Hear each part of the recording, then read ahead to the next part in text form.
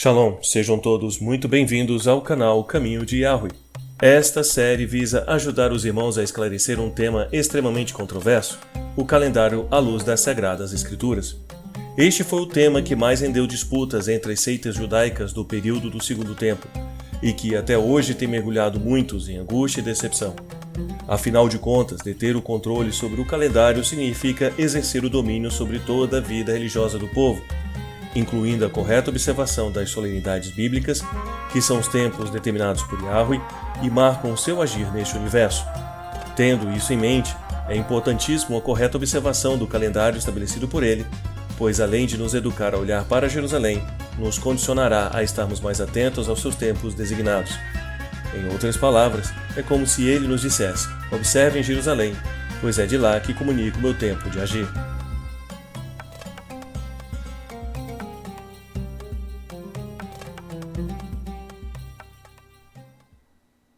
A Mishnah, um importante compêndio de estudos rabínicos, relata os diversos conflitos existentes entre fariseus e saduceus, também denominados de boetusianos. E para ilustrar bem esses conflitos, usaremos as divergências existentes sobre as datas de Yom HaBikurim, primícias, e Shavuot, Pentecostes. Sobre esta controvérsia, a Enciclopédia Judaica nos informa: a Mishnah, bem como a Baraita, menciona os boetusianos se opondo aos fariseus e dizendo que o mover do molho na época de Pêssar não deveria ser oferecido no segundo dia da festa, mas no dia depois do Shabat de fato da festa da semana, e, semelhantemente, que Shavuot, que vem 7 semanas e um dia depois, deveria ser celebrada após o Shabat. O rabino Isocher Frand, em seu artigo De Volta aos Costumes dos Fariseus e dos Saduceus, confirma a tese de que a origem dessa diferença estava baseada em uma Torá oral, que supostamente regularia o calendário dos fariseus. Sobre este conflito, ele relata: a interpretação rabínica, baseada na tradição da lei oral, era de que a manhã após o dia de repouso significava o dia após Pêssar, a saber, o 16º de Nissan. É baseado nessa tradição que nossa prática é de começar a contagem do homem no segundo dia de Pêssar. Os Tzedukim, saduceus, eram literalistas que não acreditavam na lei oral e interpretavam manhã após o Shabat como significando domingo. Assim, o domingo de Pêssar seria o primeiro dia da contagem do homem e a festa de Shavuot sempre seria no domingo, 7 semanas depois. O historiador Flávio Joséfo, citando um outro autor mais antigo, Nicolau de Damasco, biógrafo de Herodes o Grande, informa que quando o líder Hasmoniano Hircano estava em expedição com seu exército, o exército teve de parar durante 2 dias seguidos por causa da celebração de Shavuot, que sabemos ser calculado de forma diferente por fariseus e saduceus. Assim nos escreve Joséfo: pois era a festa do Pentecostes após o sábado, e não nos é permitido marchar nem no sábado, nem no dia de festa. Portanto, de acordo com seu relato, Shavuot ocorreu em um domingo, ou seja, logo após o sábado semanal. Seria um mero acaso nesse ano? A resposta é não. Hircano realizou esta campanha contra a Pártia como aliado de Antíoco VII, o Antíoco Sidetes, não confundir com o Epifânio. Antíoco VII morreu no final desta campanha, na primavera do ano 129.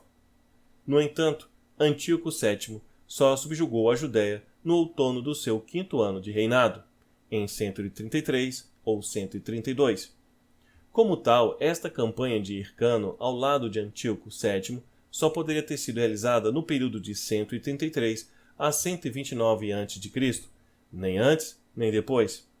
No entanto, podemos excluir o ano 133, uma vez que a conquista da Judéia só se deu no outono e nós estamos a falar do período de Shavuot, que geralmente ocorre nos meses de maio ou junho. Podemos também excluir o ano de 129, uma vez que Antíoco VII morreu antes do Shavuot desse ano. Assim, resta-nos um cenário possível entre 132 a 130 a.C. Porém, pelos cálculos farisaicos, em nenhum desses 3 anos Shavuot caiu no dia seguinte ao sábado semanal. Assim sendo, O relato de Joséfo comprova que o método de contagem em vigor era o método saduceu, segundo o qual Shavuot caía sempre em um domingo. Por isso, o exército se mobilizou durante 2 dias seguidos, não por acaso, mas porque Shavuot caía sempre a seguir ao sábado semanal, e o exército não podia marchar, nem num dia, nem no outro. Não se esqueçam de se inscreverem no canal e ativar o sininho de notificações para continuarem acompanhando este tema importante. Há um outro exemplo extremamente interessante no comentário essênio do Sefer Habacuc, que também nos revela o quão sangrento foi este conflito calêndrico. Ai daquele que dá de beber ao seu companheiro, ai de ti que adiciona à bebida o teu furor e o embebedas para ver a sua nudez. Isso se refere ao Cohen HaRashá, sacerdote maligno, que perseguiu Moretzedeque, instrutor da justiça, para destruí-lo no calor da sua ira no seu lugar de exílio. No tempo apontado para o repouso do Yom Kippur, ele lhes apareceu para lhe destruir e trazê-los à ruína no dia do jejum, no Shabat dedicado ao seu descanso. Aqui temos uma evidência interessante. Um Cohen Hagadol, um sumo sacerdote ilegítimo, teria perseguido os essênios durante o Yom Kippur. Certamente que isso só seria possível se este Cohen Hagadol observasse o calendário farisaico, pois certamente não se envolveria em um ato de guerra civil como esse, em um dia tão sagrado como Yom Kippur. Quem venceu a guerra?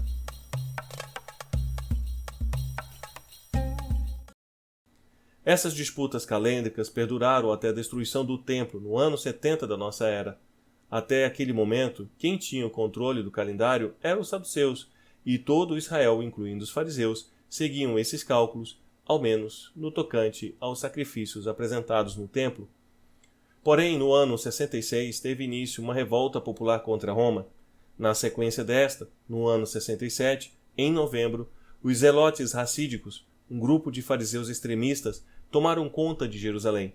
Pouco tempo depois, instigada pelo sumo sacerdote Ananos, um saduceu, a população de Jerusalém revoltou-se contra eles. Os zelotes não só controlaram a revolta popular, como assassinaram o sumo sacerdote, juntamente com muitas das famílias saduceias aristocráticas, assumindo o controle do templo e transformando-o em seu quartel-general.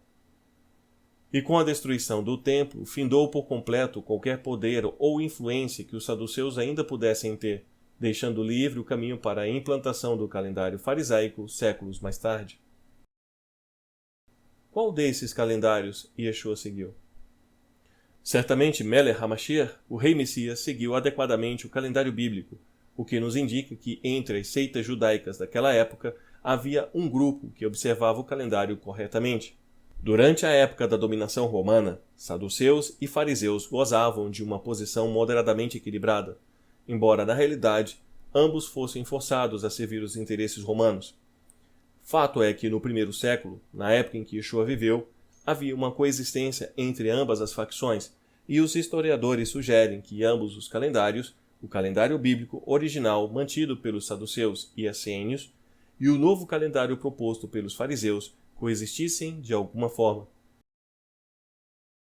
E há 3 possibilidades levantadas pelos historiadores. Primeira, a de que ambos os calendários estivessem vigentes no templo durante a época, dividindo o povo segundo a sua preferência. Segunda, a de que o calendário dependesse da parte que, no momento, detivesse alguma vantagem política, por exemplo, o Cohen Hagadol. Terceira, a de que os saduceus detivessem o controle sobre o calendário do templo, porém aos fariseus também fosse permitido que mantivessem as suas festividades.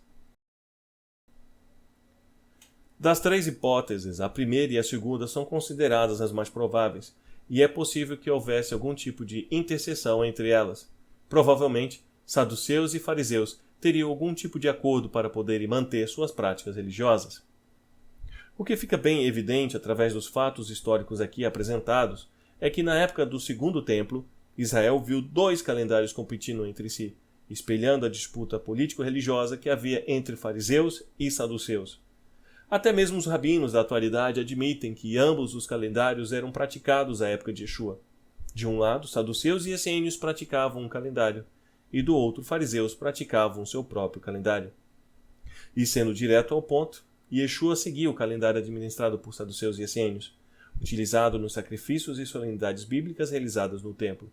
Já o calendário farisaico, que já naquela altura havia assimilado muitos conceitos do calendário babilônico, desde a época do exílio e da dominação grega, costumava ter uma variação de 1 ou 2 dias em relação ao calendário saduceu. Essa diferença pode ser percebida no relato da celebração do Pêssar. O cordeiro de Pêssar era imolado no dia 14, à tarde. Isso significa dizer que Yeshua teria celebrado o Pêssar no dia 15, ao pôr do sol, e teria morrido no madeiro no mesmo dia 15, só que à tarde. Lembrando que o dia judaico inicia-se de um pôr do sol ao outro. Segundo a Torá, o dia 15 é o Shabat do primeiro dia da festa de Hag HaMatzot, de pães ázimos. No entanto, em Yohanan 19:31, diz o seguinte: Os judeus, pois, para que no sábado não ficassem os corpos na cruz, visto como era a preparação, pois era grande o dia de sábado, rogaram a Pilatos que se lhe quebrassem as pernas e fossem tirados. Pelo relato de João, esses habitantes de Judá exigiram que Yeshua fosse removido do madeiro, pois não queriam que ficassem corpos no madeiro no Shabat. João dá a impressão de que Yeshua teria morrido no dia 14. Será que João de fato contradiz o relato dos outros evangelhos? Primeiramente, é importante entender quem foi que prendeu Yeshua e desejava que ele fosse morto. O próprio texto de João 18:2-3 nos diz isso. E Judas, que o traíra, também conhecia aquele lugar, porque Yeshua muitas vezes se ajuntava ali com seus discípulos.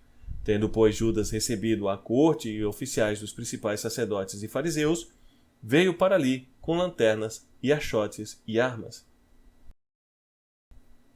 Ora, aqui vemos que Judas tomou oficiais dos fariseus e da corja do Cohen Hagadol. Ora, mas quem era o Cohen Hagadol que estava servindo naquela ocasião? Era Caifás. Isso mostra o alinhamento de Caifás com os fariseus. O relato da reunião do Sanhedrin dos fariseus, com a presença de Caifás, aparece no texto a seguir. Depois, os principais dos sacerdotes e os fariseus formaram um conselho e diziam: Que faremos, porquanto este homem faz muitos sinais? Caifás se alinhava politicamente com os saduceus, inimigos ferrenhos dos fariseus. Repare ainda que o relato não menciona os saduceus e há um motivo para isso. Perceberam quem era que estava lá desejando rapidamente se desfazer do corpo de Yeshua? Os mesmos que o queriam morto. Os fariseus, juntamente com os membros da corja de Caifás, seus aliados políticos. Ora, se eram fariseus, então o calendário utilizado era o calendário fariseu. O Shabat de Hag HaMatzot dos fariseus não era o mesmo Shabat de Hag HaMatzot para os saduceus e essênios.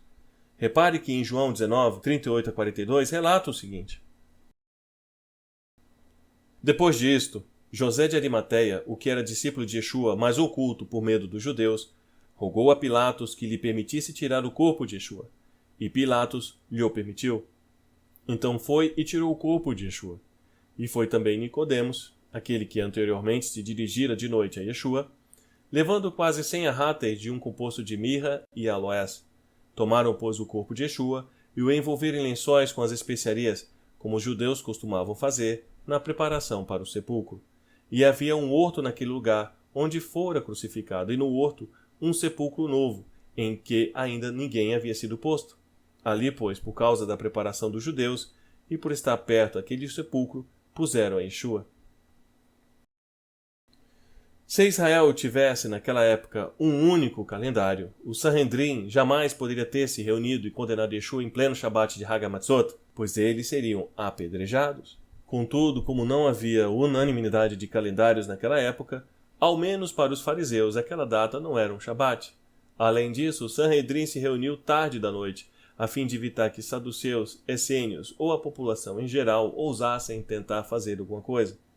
Outro fato que chama a atenção é a descrição que Yohanan faz desta ocasião, dizendo ser grande o dia de Shabat, pois como havia 2 calendários sendo empregados simultaneamente em Israel, a divergência que existia de um dia entre eles fez com que o Shabat de Hag HaMatzot fosse celebrado em dias seguidos, primeiramente por saduceus e essênios e posteriormente pelos fariseus.